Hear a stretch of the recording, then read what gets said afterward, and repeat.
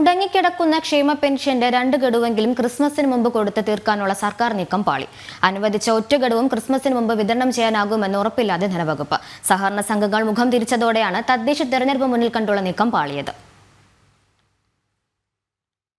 ക്ഷേമ പെൻഷനുകൾ മുടങ്ങിയത് പാർലമെന്റ് തെരഞ്ഞെടുപ്പ് മുതൽ നിയമസഭാ തദ്ദേശ ഉപതെരഞ്ഞെടുപ്പുകളിൽ വരെ തിരിച്ചടിയായതോടെയാണ് 2 ഗഡുവെങ്കിലും ഉടൻ കൊടുത്തു തീർക്കാൻ സർക്കാർ തീരുമാനിച്ചത്.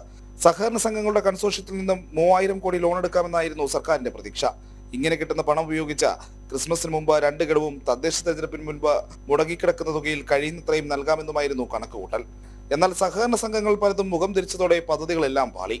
ക്രിസ്മസിന് മുൻപ് ആകെ അനുവദിക്കാനായത് 1 ഗഡു മാത്രം. അതും പൂർണ്ണമായി വിതരണം ചെയ്യാനാകുമോ എന്ന ഉറപ്പും സർക്കാരിനില്ല. 4500 കോടി രൂപയുടെ കുടിശ്ശികയാണ് ജൂലൈ മുതൽ നവംബർ വരെയുള്ള 5 മാസത്തെ പെൻഷൻ ഇനത്തിൽ സർക്കാർ കൊടുത്തു തീർക്കാനുള്ളത്. നിലവിലെ നീക്കം പാളിയതോടെ മറ്റു വഴികൾ തേടുക മാത്രമാണ് മുന്നിലുള്ള പോംവഴി. തദ്ദേശ തെരഞ്ഞെടുപ്പിന് മുൻപ് ക്ഷേമ പെൻഷൻ പരാതികൾ പരിഹരിക്കാനായില്ലെങ്കിൽ വലിയ വോട്ട് ചോർച്ചയുണ്ടാകുമെന്ന കാര്യം ഉറപ്പാണ്. CPM സമ്മേളനങ്ങളിലും വിഷയം ചർച്ചയായിരുന്നു.